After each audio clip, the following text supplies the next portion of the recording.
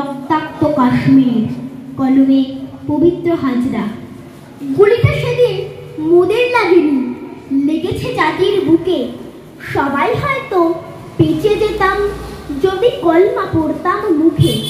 কেউ হারালো তার বাবাকে, হারিয়ে গেল কারোর মা।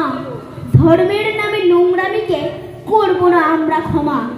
কাশ্মীরে যে আজ ভূস্বর্গ নাই, লেগেছে রক্তের দাগ। যারাই এ কাজ করেছো তোমরা, কেউ পাবে না পার।